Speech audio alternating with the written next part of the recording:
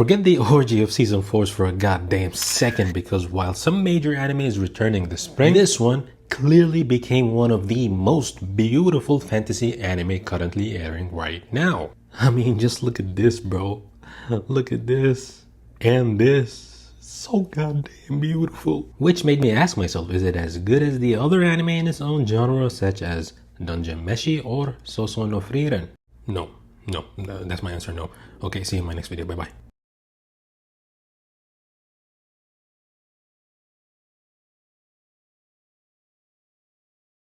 In case you don't know, Witch Hat Atelier is about a girl named Coco who adores magic in the most pure type of love. And we see that clearly through the very first scene when she's washing clothes in a lake that has some form of magic in it. The world she lives in has magical flying carriages and some of the most beautifully animated spells the human eye can see. But unfortunately for her, she can only view it from the sidelines because magic in this world is only exclusive to witches and not the average person, which begs the question, who can use magic? And what separates an average person from a witch? A big portion of these questions gets answered in the first 6 episodes that are aired as of today. Now that the basics are out of the way, I won't be talking about a scene-by-scene review or a deep dive into the lore of the story. I simply want to focus on what makes this anime so good without any spoilers. To answer this, we need to ask 3 big questions, and we'll go through them one by one.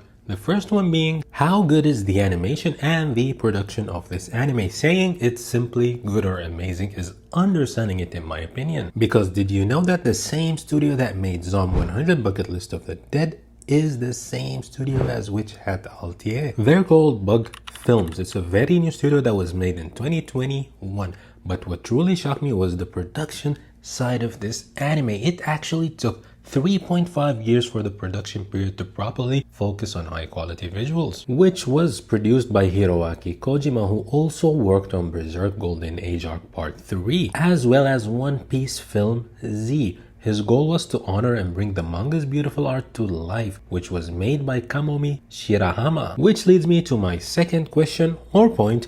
I really appreciate the pacing of Witch Hat Atelier.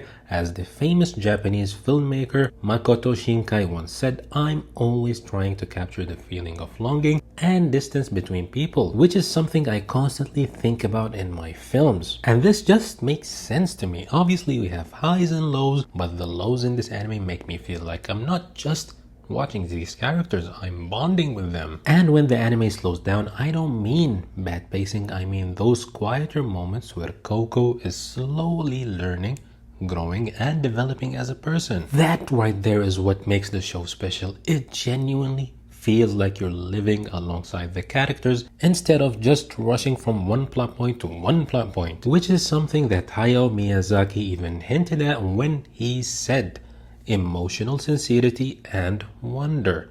Small moments matter just as much as the big spectacle. Now that leads me to my final and third question. What makes this anime shine so much?